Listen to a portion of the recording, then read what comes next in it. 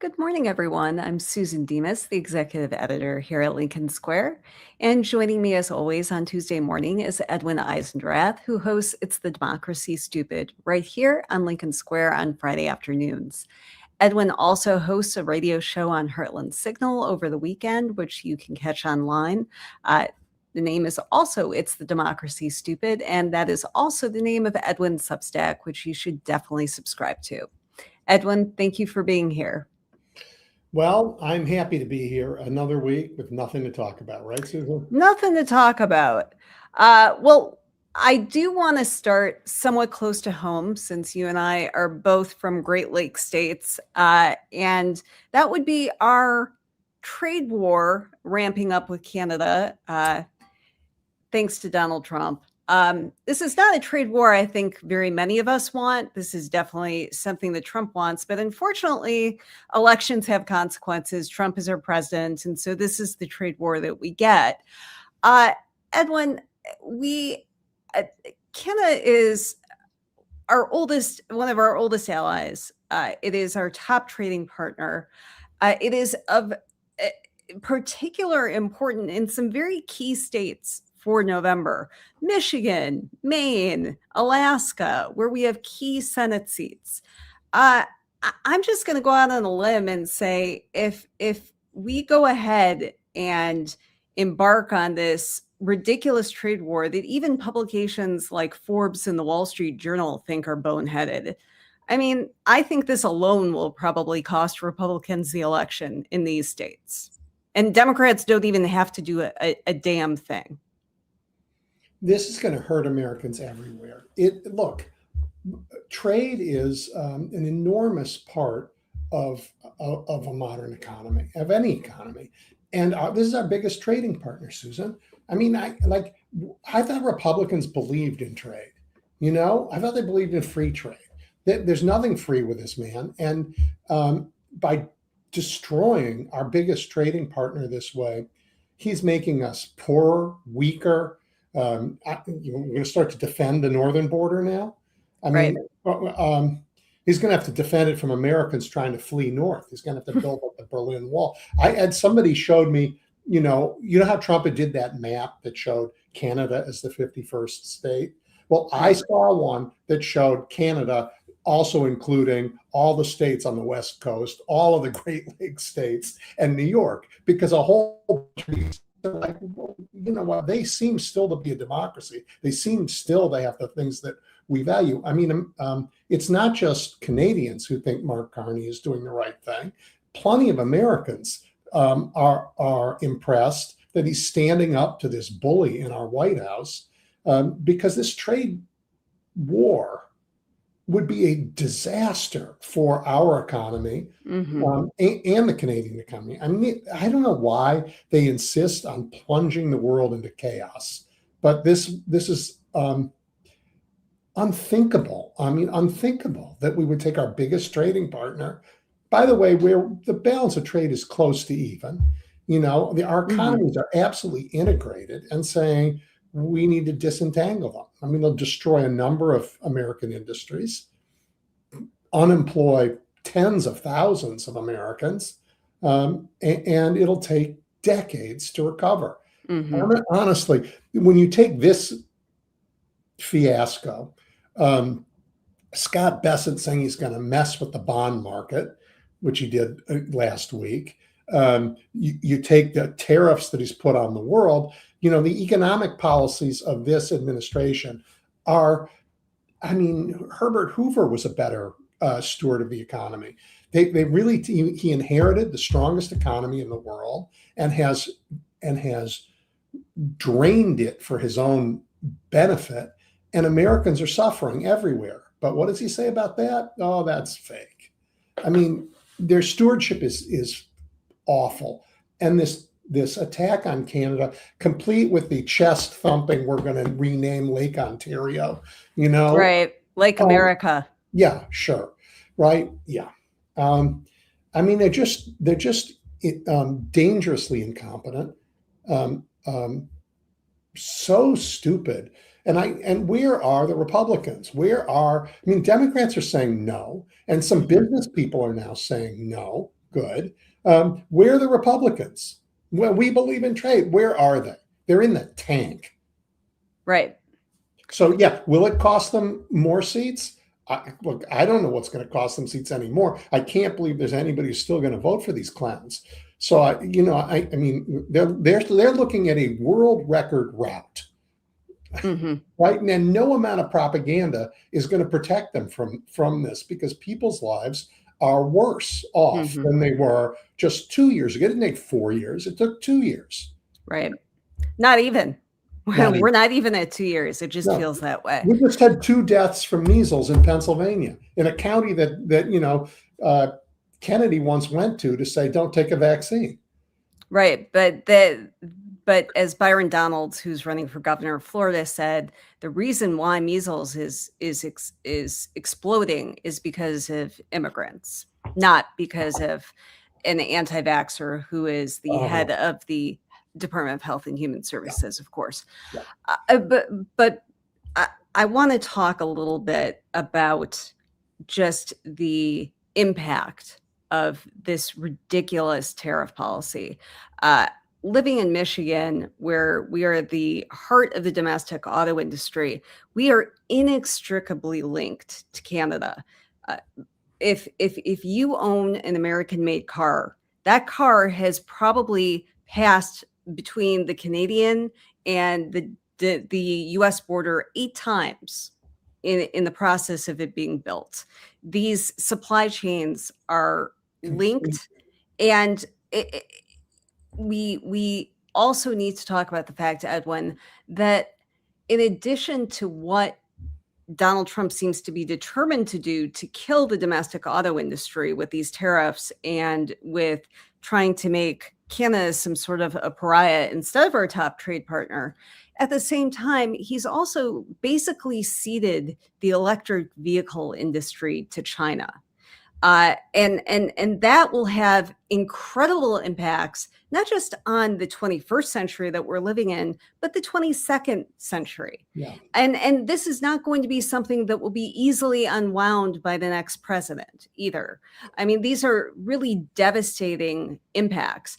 And so when we see Trump's ridiculous statements, Canada will be treated like a state no longer. They feel entitled. We don't need Canada. They need us. All of this bluster on Truth Social, as ridiculous as it is, this has such far-reaching economic consequences on not just individual states like Michigan or Illinois, but really for our entire economic strategy going forward as a country. There's a reason why presidents negotiated free trade deals with Canada, why we had NAFTA, and why we had whatever the successor to NAFTA is, and Trump won, right? And the reason for that is that our trade is Michigan, where you are, and Ontario are economically one entity. It's impossible to disentangle them. But you could break them both, but you can't disentangle them. So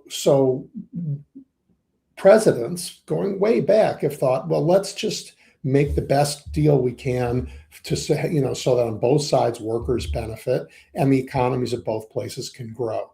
My gosh, what a terrible thought. So now he doesn't want to do what's best for workers, and he doesn't want the economy on both sides to grow. Instead, he's punishing workers on both sides and shrinking our economy. I don't understand why that's a good deal for anybody. It's not.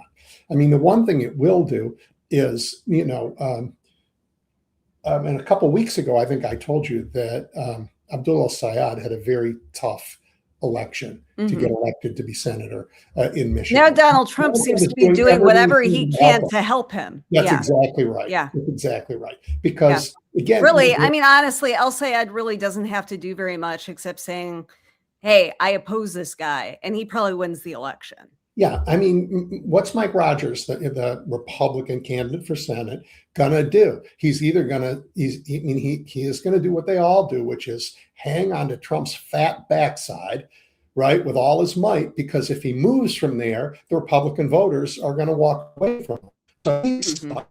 and their president is a time bomb blowing. Well, forget the time's over. He's a bomb blowing up the economy in Michigan and everywhere else. I mean, it's just one of the dumbest things that this dumb administration has done. It is.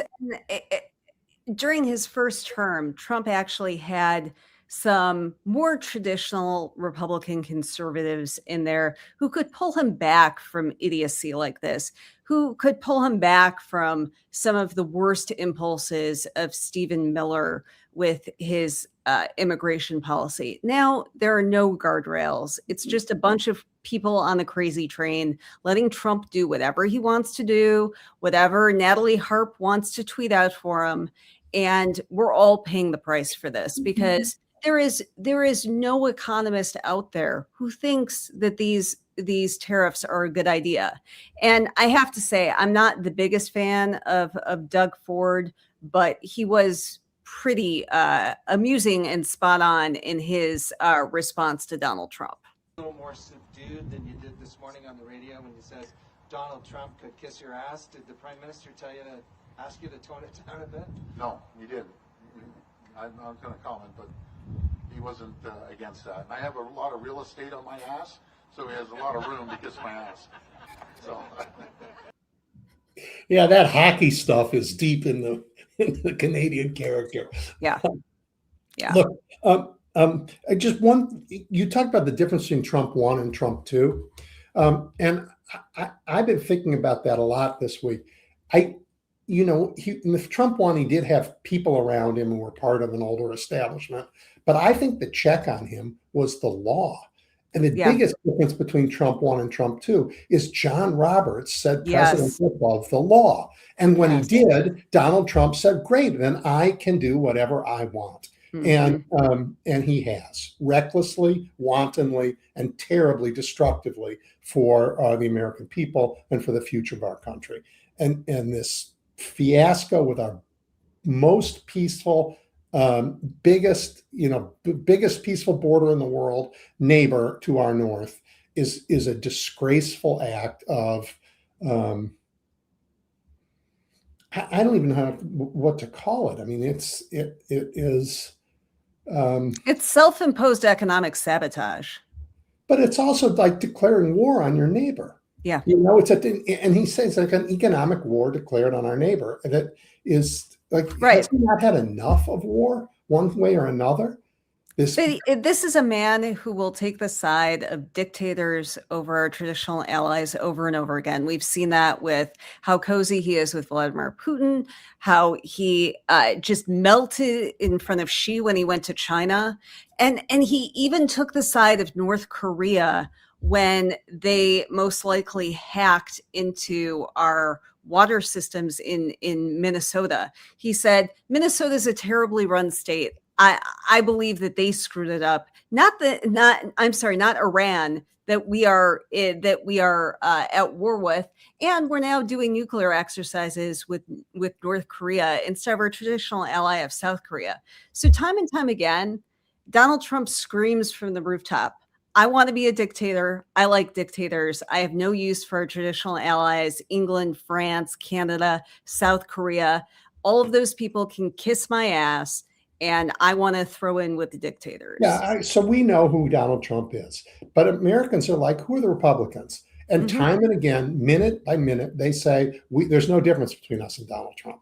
We'll enable him in every way possible, from declaring in the first CR that a day isn't a day, so that he can have, so that there's no clock on his presidential powers, to giving him more money for ICE and no constraints. In the big, beautiful bill and in the reconciliation bill, to saying, you know what, this war in Iran, well, we're going to try and give them another $95 billion to keep that going. These Republicans are all in. And because of it, shock of shocks, Americans are saying, well, then, you know what, you're all in. We're going to make sure you're all out. And they're like, oh, well, you know what, then maybe we shouldn't allow you to vote. Right. I mean, and that, so they're doing their best to undermine. Hey, before we talk about the Postal Service and the voting, which I know is on your agenda, I just want to make a detour, since we're on the Great Lakes, just to say to the people of Gary, Indiana, what's Yeah. happening to you is appalling, and that your state supposedly regulate. For those of you who don't know, Gary, Indiana has had no electricity for 12 days. Yeah. No, they're in the dark, right? Right. And they're in And the that dark is because that of a is storm that went through both Chicago and Gary. We are as close as, you know what, Canada and Michigan. There's there's a line on a road that separates the two cities, but they were right there, right? I mean, the Chicago Bears are going to play very close to there, most likely. Right, probably. And but so the power didn't go out here, went out in Gary. Why? Because they have a regulated utility by a Republican state that doesn't take this stuff seriously, that hasn't forced this utility to make the repairs it needs to make, to dedicate the crews to protect people in that city. And they are 12 days without power.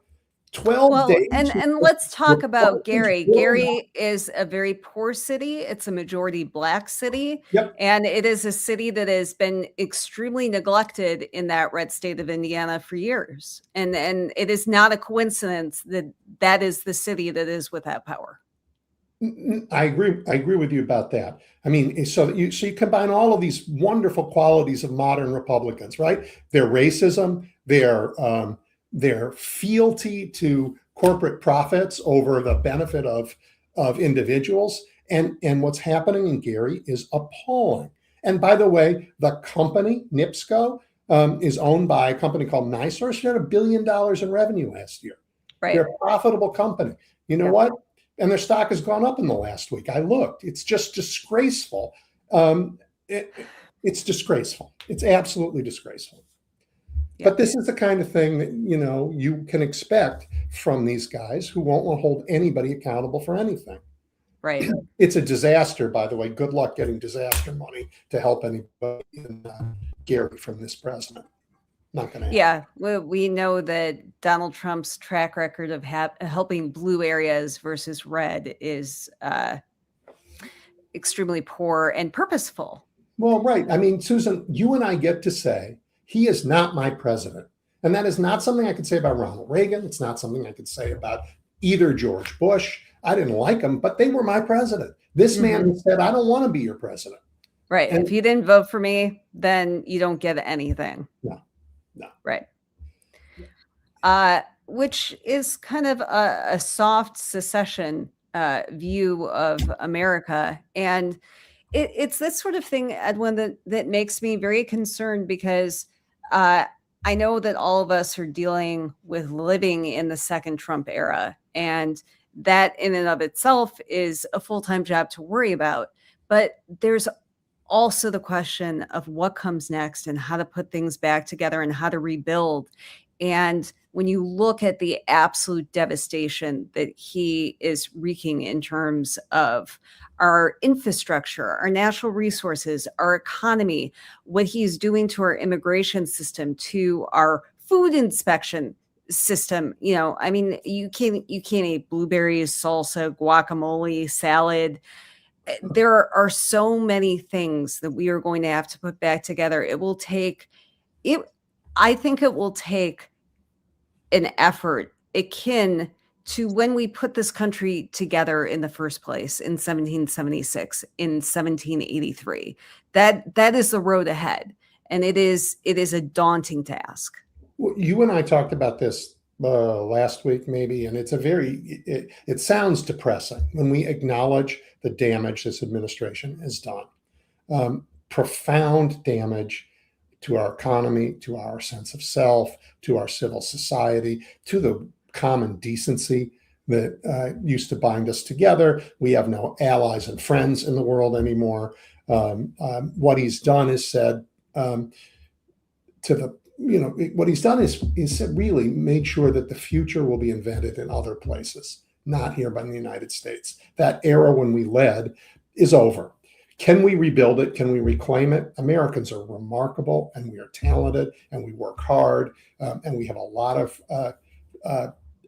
assets to build on, but every asset's going to be required. And that means that when we do rebuild, you know what? We can't be excluding people. When we do rebuild, we need everyone. And that means that all those people that Pete Hegseth says, aren't fit to lead the military, you know what? They not only should they be leading the military, they should be leading all over the country in private sector as well as the public.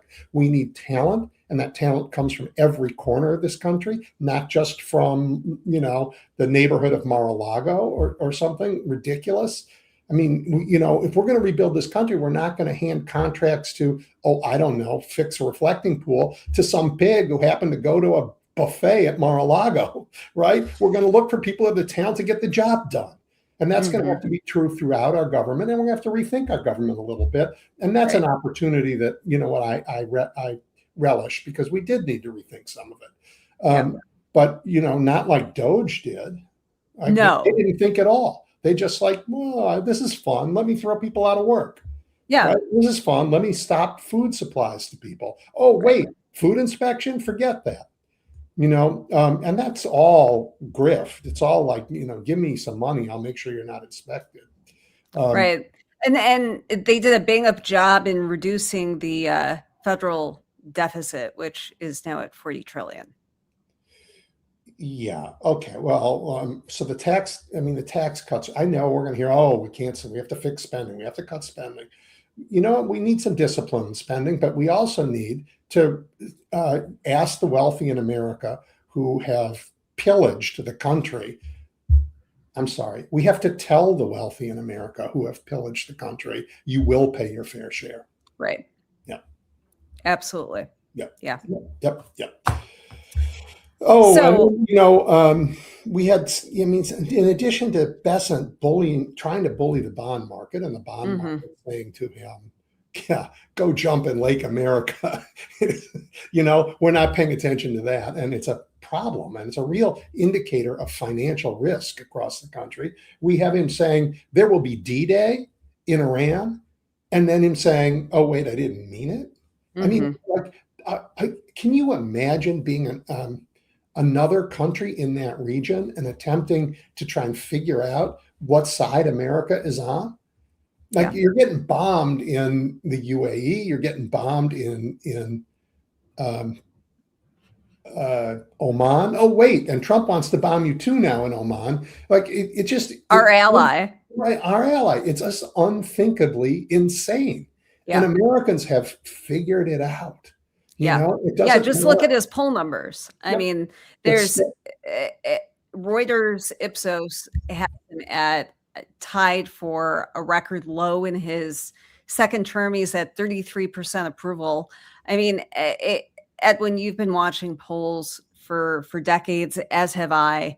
I mean, any president who is below 40 going into a midterm is looking at a bloodbath, as well he should be. I mean, really, can you point to one area that he is in charge of, one part of his administration that is working for the people, that has benefited the people? I'm not talking about his friends, his cronies, his family, but the American people writ large, because I can't.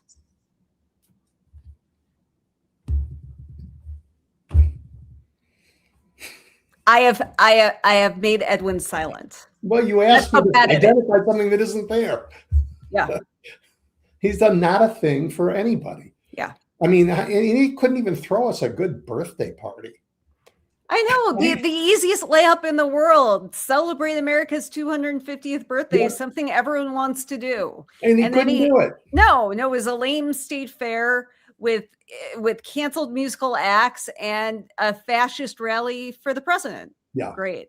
Yeah, really, just amazing. So what has he done for us? Nothing. Has he made us more proud? No. Has he made us more prosperous? No. Has he made us safer? No. Has he made us healthier? God, no. Right? And it's not just that he has done none of those things for all of us. He has divided us he has said, I don't think we've had a president this hostile to Black America, certainly not in my lifetime. Maybe earlier in our history, but not in my lifetime, who was this hostile to a giant part of our population. Right. And then you have ICE and their attack on as particularly Latino Americans as well, which it has been ramping up. This was just in Chicago yesterday, where I am you had so this proud of incident. my city again. Yeah. So they did this, and then they tried to pull their truck away so that no one would see the evidence. And the tow truck driver said, "I'm not pulling your truck away. We're going to wait, and it's going to be evidence." I mean, just fabulous. Yeah. Yeah. Yeah, that's accountability from just everyday people who have had enough. Yep. And of course, your city has been, one of the epicenters of ICE activity, starting with last year before Minneapolis with the Broadview 6, and now they're ramping up once again. We also had a report that one of the service members on the USS Lincoln, the ship where they are facing incredible shortages, they've been at sea for over 200 days. One of their fathers was actually detained by ICE because Donald Trump, of course, doesn't recognize anybody's service to this country. We've seen a number of military spouses who've been detained and actually deported.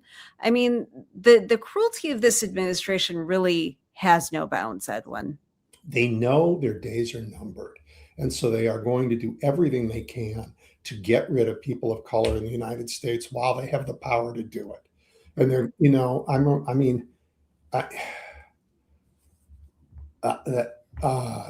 they're not putting people in extermination camps like the Nazis did, but this notion that we only have a certain amount of time and we're going to dedicate our resources to this terrible task of ethnic cleansing is familiar in history. This is just the most important thing to them, and they're going to well, other than lining Trump's pockets, they're going to focus their attention on it and our resources on it. I mean, ICE doesn't need these terror gloves that shock people. They're deporting people in record numbers today. What do they need these gloves for? Terror. Right. That's the only reason. So they want to do this, and they want to get rid. I mean, the idea that everybody is walking around, a town in Ohio with ankle bracelets on, waiting for their number to be punched so they can be put on one of those ICE flights, shackled, and sent away. It's so disgusting and so contrary to the values of America, of every American. I mean, there aren't evangelicals who are reading the Sermon on the Mount who think it says, the meek shall inherit the ankle bracelet and be put on an ICE flight. That's not what it says. And so he has, by his cruelty, his cupidity, his incompetence, squandered any goodwill he's had. But for reasons that are incomprehensible to me, elected Republicans across America have clung to him with both hands. Even when they've lost their primaries, they've clung to him with both hands. I don't understand it. And someday there'll be history books written about it. But before those history books are written, the great broom is coming to sweep them all away. Yeah. Edwin, we have just seen horrific incidents over and over again with ICE. There are at least 13 times that ICE agents have fired into civilian vehicles. Obviously, we've seen the footage of Renee Good, but there have been a dozen other incidents as well. These are officers that are being trained for brutality. And just like the policy of detaining people in these mass concentration camps, where oftentimes there are private companies that are profiting very handsomely off of people's misery and their sickness and sometimes death. We have really created, and I do say we, because this is being done in our name, in our country, just a organized system of brutality in this country. And there needs to be a wholesale approach from the ground up and how we do immigration enforcement in this country, because what Trump has turned it into, how he has perverted it, this just cannot stand. I am not a defund the police guy. I live in a big city where police are an important part of how we manage a big city. And God knows there are abuses, but they also do a good job. I'm not a defund the police guy, but I think ICE is unredeemable. Yeah. Unredeemable. It has, I mean, we need a border patrol that works. We need border laws that make sense. But this crowd who has decided to put on a uniform, well, not, have decided to put on a mask, right? But who are doing this in the name of you and me and other Americans. It is a sick, it's an institution that can't be reformed. It has to be, we have to start over. And I am absolutely, I'll take on anybody who says, oh, you're a defunder.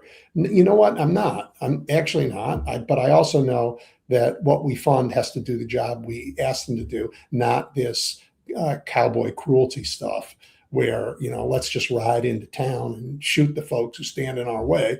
I'm sorry, that's fine in some old movies, but that's just not appropriate in the United States of America. It's not appropriate anywhere. And I know Donald Trump wants his vigilantes. He wants them in ICE. He wants them in the Proud Boys. He wants them wherever he wants them, because organized violence is something that he is comfortable with. Right. And that's just not who, again, that's not who we're going to be. And I so look forward to the opportunity to hold these terrible people accountable and to start the rebuilding process. And I hope the world will give us the chance to do it. Well, when we're talking about terrible people who need to be held accountable, the U.S. Supreme Court has to be at the top of this list. There was a decision yesterday, Edwin, as far as one of the cases that is winding its way through the court on what Donald Trump is trying to do to crack down on mail-in voting. Now, this was not a worst case scenario option, but to me, this was warming us up for the courts rat fucking us on mail-in voting. I mean, this is a signal as far as what I can see about what the Roberts Court will let Donald Trump do. But what is your take on this?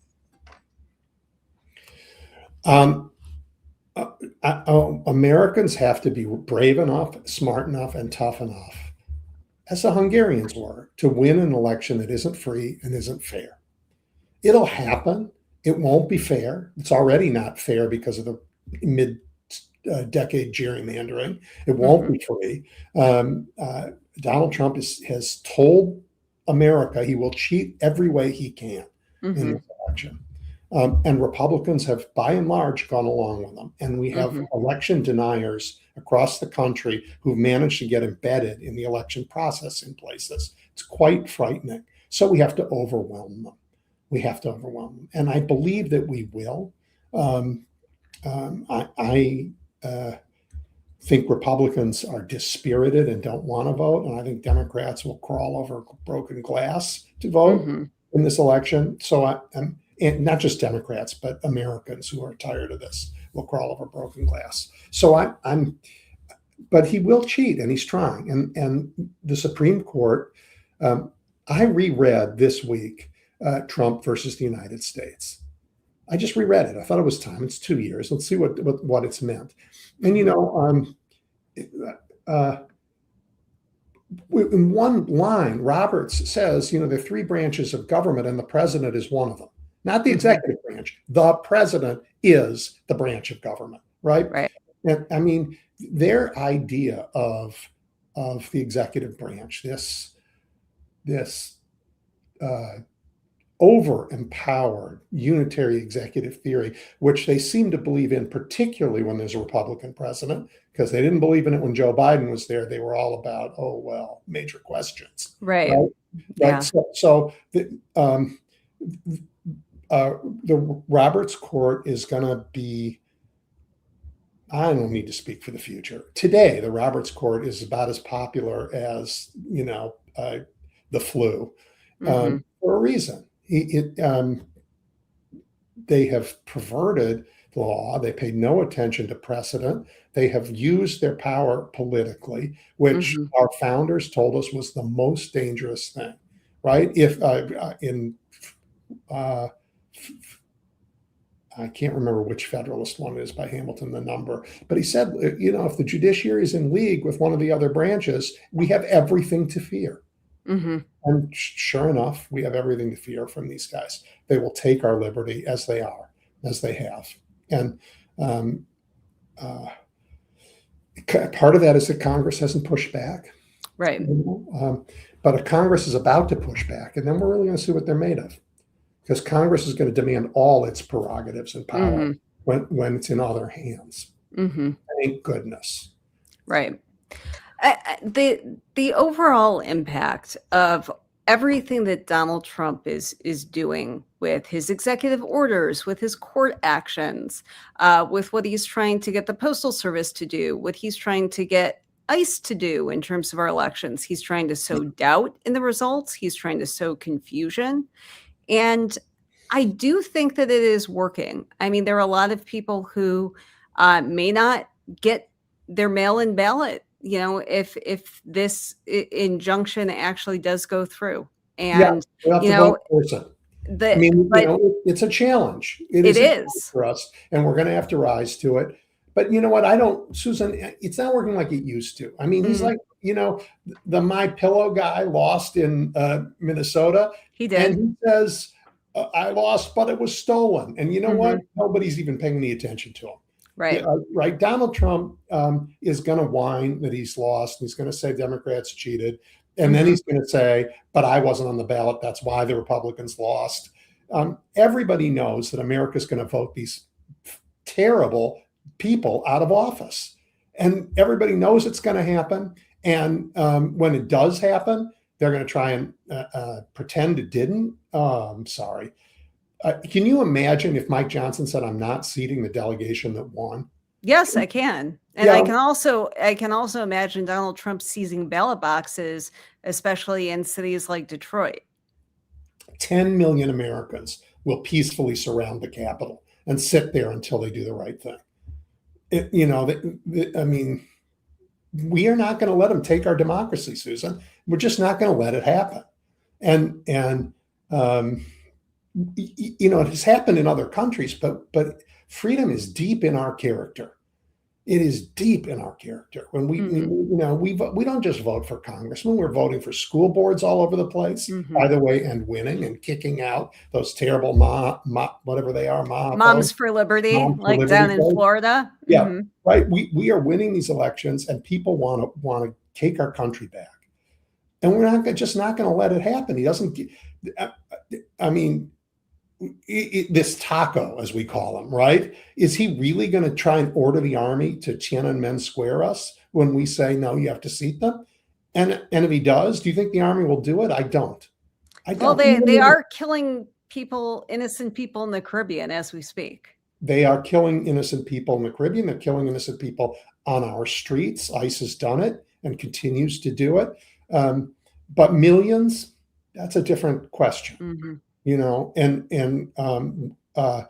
it's up to the millions, it's up to the rest of us, because, the big law firms caved, big businesses said, I'm better off bribing the president than trying to do the right thing. Most universities, I'm going to shout out to Harvard. I mean, the most elite of all of them is hanging in there, but they're being badly damaged by this. We got to do our job, and I am confident Americans will do our job. Well, let's leave it there on a note of hope, because as you well know, it's a promise. As you well know, Edwin, a lot of our discussion is not as hopeful, but we do have an election in about 70 days, and as you have said over and over again, Americans are willing to walk over broken glass to vote out this president's party. So that is something that we all need to be working towards. And I as always, appreciate you being here on Tuesday morning, Edwin. Susan, one thing we have to say every time we talk from now to the election, if you're listening, go check your voter registration. Yes. Make sure you are you survived their purges, because they're purging voters. And if you've been purged, go back and get it corrected so that you're able to vote. Very important. And start making your plan now. Absolutely. That is one of the best things you can do, and you can also join efforts to register people to vote. Yep. Except in Texas, where you might get arrested for doing that, but in every other state. Thanks, Thank Susan. you. Thank you for joining us. Bye.